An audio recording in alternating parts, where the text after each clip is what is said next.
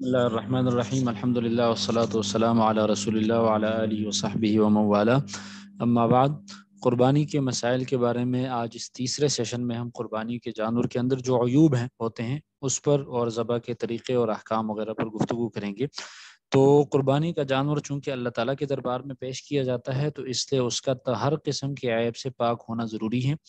کچھ عیوب تو ایسے ہیں کہ جن کے ساتھ قربانی ہو ہی نہیں سکتی، کچھ عیوب ایسے ہیں کہ جن کے ساتھ قربانی ہو جاتی ہے، لیکن پھر بھی بہتر یہ ہے کہ ہر قسم کے عیب سے وہ جانور پاک ہو تاکہ اچھی حالت میں وہ اللہ تعالیٰ کے حضور پیش کیا جا سکے۔ تو اس لیے قربانی کا جانور مثال کے طور پہ اندھا ہو، یا اس کی ایک آنکھ کی بینائی آدھی سے زیادہ چلی گئی ہو، یا اس کا ایک کان آدھا یا اس سے زیادہ کٹا ہوا ہو یا چرا ہوا ہو، یا اس کی دم آدھی سے زیادہ کٹ گئی ہو، آدھی یا اس سے زیادہ کٹ گئی ہو، تو اس جانور کی قربانی درست نہیں ہے۔ اسی طرح گائے اور بھینس کے چونکہ 4 تن ہوتے ہیں تو آدھے کا اعتبار ہے، تو اگر 2 تن اس کے کٹ گئے ہوں یا خشک ہو گئے ہوں یا پیدائشی طور پہ نہ ہو تو اس کی قربانی درست نہیں ہے۔ بکری اور کی چونکہ 2 تن ہوتے ہیں تو اس میں 1 تن کا اعتبار کیا جائے گا۔ اگر کوئی جانور 1 پاؤں سے لنگڑا ہے اور 3 پاؤں سے چلتا ہے تو اگر وہ چوتھے پاؤں کا بالکل سہارا ہی نہیں لیتا تو اس جانور کی قربانی درست نہیں ہے، لیکن اگر وہ چوتھے پاؤں کا سہارا لیتا ہے اور اس پر ہلکا سا زور دیتا ہے لیکن لنگڑا کر چلتا ہے تو اس جانور کی قربانی درست ہے۔ بے شک وہ اس کی 1 پاؤں سے وہ لنگڑا ہو، لیکن چونکہ وہ اس کے سہارے سے چلتا ہے تو اس جانور کی قربانی درست ہے۔ اگر جانور بالکل اتنا کمزور ہو گیا ہو کہ جانور کے جو ماہرین ہیں وہ اگر کہتے ہوں کہ یہ اتنا کمزور ہے کہ اس کے ہڈیوں میں بالکل گودا نہیں ہے، تو ایسے جانور کی قربانی بھی درست نہیں ہے۔ بہت زیادہ کمزور ہو تو اس کی قربانی درست نہیں ہے۔ کچھ لوگ یہ کرتے ہیں کہ قربانی کے دنوں میں جانور بہت بڑا جانور یا بہت موٹا اور تازہ جانور خریدتے ہیں، لیکن ان کی نیت جو ہے وہ ریا اور نمود اور دکھلاوے کی ہوتی ہے، تو اس سے قربانی پر ثواب نہیں ملتا۔ بڑا اور موٹا تازہ جانور خرید لینا چاہیے، لیکن اس میں اخلاص کی نیت رکھنا ضروری ہے، اور اگر اخلاص کی نیت ہو تو جتنا زیادہ بہتر جانور ہو اتنا زیادہ ثواب ملے گا، لیکن اگر ریا اور نمود و نمائش وغیرہ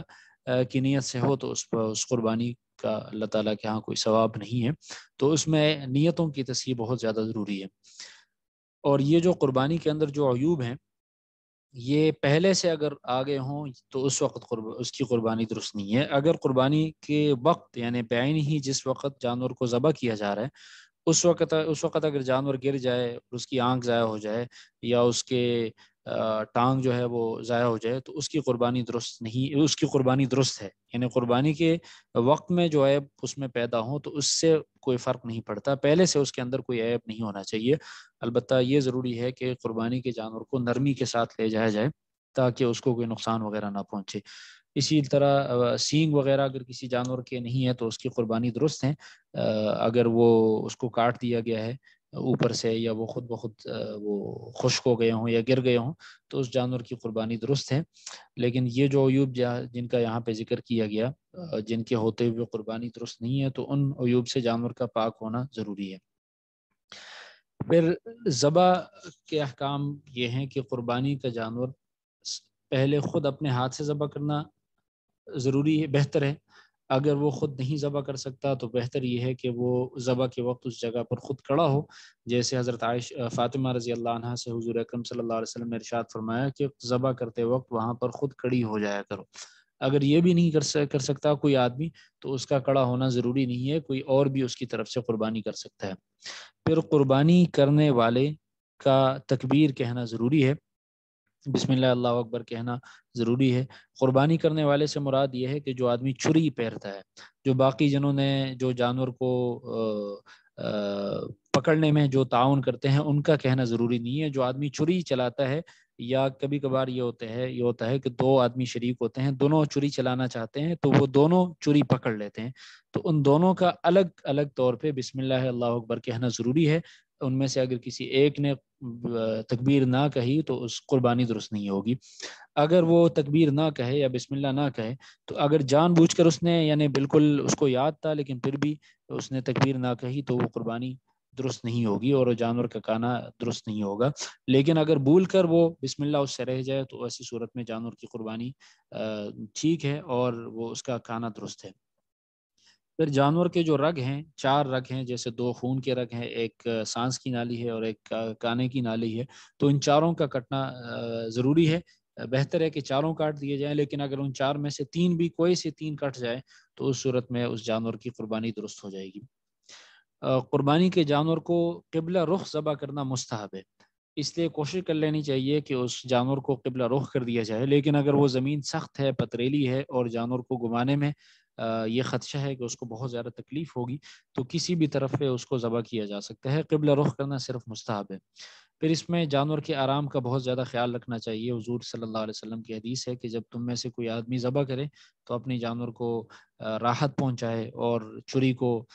تیز رکھے پہلے سے، تو اس لیے جانور کو کسی بھی طرح سے تکلیف دینا مکروہ ہے۔ جیسے اگر اس جانور کے سامنے دوسرے جانور کو ذبح کیا جاتا ہے تو یہ بھی مکروہ ہے۔ اسی طرح جانور کے سامنے چھری تیز کرنا یا جانور کو لٹانے کے بعد چھری تیز کرنا یہ بھی مکروہ ہے۔ چھری پہلے سے تیز ہونی چاہیے اور جانور کے سامنے اس کو تیز نہیں کرنا چاہیے۔ اسی طرح جانور کو جو ذبح کر دیا جائے تو بہتر یہ ہے کہ انتظار کیا جائے جب اس کی سانس مکمل طور پہ نکل جائے، اس کے بعد اس کی کال اتار لینی چاہیے۔ پہلے سے اگر سانس نکلنے سے پہلے اس کی کال اتار لی جائے، اتارنا شروع کر دیا جائے تو یہ مکروہ ہے، اس سے جانور کو تکلیف ہوتی ہے۔ ذبح کے وقت دعائیں کیا ہونی چاہیے؟ تو قربانی کا جانور جب ذبح کیا جائے اس وقت یہ دعا مانگ لینی چاہیے، کہنی چاہیے کہ انی وجہت وجہی للذی فطر السماوات والارض حنیفا وما انا من المشرکین ان صلاتی ونسکی ومحیای ومماتی للہ رب العالمین لا شریک لہ وبذلک امرت وانا اول المسلمین اللہم منک ولک۔ یہ دعا پڑھنے کے بعد پھر بسم اللہ اللہ اکبر کہہ دیا جائے اور اس کے بعد جانور پہ چھری چلا دی جائے، اور چھری چلا لینے کے بعد جب جانور کو ذبح کر لیا جائے تو اس کے بعد یہ دعا پڑھ لی جائے کہ عربی میں پڑھ لی جائے یا عربی میں نہ ہو تو اپنی زبان میں پڑھ لی جائے کہ یا اللہ اس قربانی کو ایسے مجھ سے قبول کر دیجئے جس طرح آپ نے اپنے حبیب حضرت محمد صلی اللہ علیہ وسلم اور اپنے خلیل حضرت ابراہیم علیہ السلام سے قبول کیا تھا۔ اللہم تقبلہ منی کما تقبلت من حبیبک محمد وخلیلک ابراہیم علیہ الصلاۃ والسلام۔ پھر ذبح کر لینے کے بعد گوشت اور کال کے بارے میں کیا کر لینا چاہیے؟ تو قربانی کی گوشت میں بہتر یہ ہوتا ہے کہ اس کے 3 حصے کیے جائیں، ایک حصہ اپنے اور اپنے بچوں کے لیے، دوسرا حصہ رشتہ داروں کے لیے اور دوست احباب وغیرہ کے لیے، اور تیسرا حصہ فقراء اور مساکین کے لیے۔ لیکن اگر کسی آدمی کا کنبہ زیادہ ہو یا آس پاس فقراء اور مساکین نہ ہو تو پورے کے پورے گوشت کو رکھ لینا بھی جائز ہے۔ قربانی کی جو کال ہے اس کا بھی وہی حکم ہے جو قربانی کی گوشت کا حکم ہے کہ وہ خود جس طرح گوشت کھا سکتا ہے، استعمال کر سکتا ہے، کسی فقیر کو دے سکتا ہے، کسی دوست کو دے سکتا ہے، بلکہ قربانی کا گوشت تو کسی غیر مسلم کو بھی دیا جا سکتا ہے، تو اسی طرح قربانی کی کال بھی خود بھی رکھ سکتا ہے، اسی طرح سے اس کو کسی کو دے سکتا ہے۔ اور لیکن اگر جس طرح قربانی کی گوشت کو اگر کسی نے بیچ لیا تو اس کی قیمت کو ذاتی استعمال میں نہیں لا سکتا، بلکہ اس کی قیمت کو صدقہ کر دینا ضروری ہوتا ہے، اور وہ بھی صرف فقراء کو پھر دیا جا سکتا ہے۔ تو اسی طرح اگر قربانی کے کال کسی نے بیچ دی تو اس کی قیمت پر مالدار کو بھی نہیں دے سکتا، خود بھی نہیں رکھ سکتا، پھر اس کی قیمت کسی فقیر کو دینا ضروری ہے، فقیر کو صدقہ کر دینا ضروری ہے۔ اور قربانی کی کال کو اس طرح استعمال میں لایا جا سکتا ہے کہ وہ اس کو باقی رکھتے ہوئے اس کو کسی جائز استعمال میں لایا جائے، جیسے اس سے کوئی مشکیزہ بنا لیا جائے یا اس سے کوئی اور گرم چیز بنا لی جائے، تو یہ بھی جائز ہے۔ قربانی کی جان کی کال کو یا قربانی کا گوشت جو ہے وہ قصائی کو اجرت میں نہیں دی جا سکتی، البتہ اگر قصائی کو ایک دفعہ اس کی اجرت پوری دے دی جائے، اس کے بعد اگر اس کو گوشت یا کال وغیرہ اضافی دی جائے تو اس میں کوئی کراہت نہیں ہے۔ اگر قربانی کے جانور میں کئی لوگ شریک ہیں تو اٹکل تقسیم نہیں کی جا سکتی، بلکہ اس کے گوشت کو وزن کر کے تقسیم کرنا ضروری ہے۔ البتہ اگر کسی ایک جانب میں مثال کے طور پہ سر رکھ لیا جائے، دوسری طرف کال کر دی، کسی ایک شریک کو کال دے دی جائے، کسی اور کو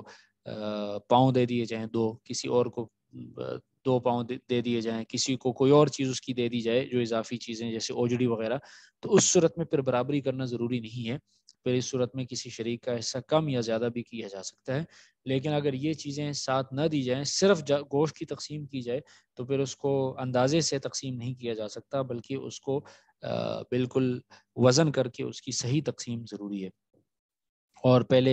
گزر چکا کہ قربانی کا گوشت جو ہے وہ غیر مسلم کو بھی دیا جا سکتا ہے، البتہ کسی کو اجرت وغیرہ میں نہیں دیا جا سکتا. تو یہ قربانی سے متعلق کچھ ضروری مسائل تھے جن کو ان 3 سیشنز میں بیان کیا گیا. اللہ تعالیٰ اس پر عمل کرنے کی توفیق عطا فرمائے اور اچھی طرح سے قربانی کرنے کی توفیق عطا فرمائے. وآخر دعوانا ان الحمد للہ رب العالمین.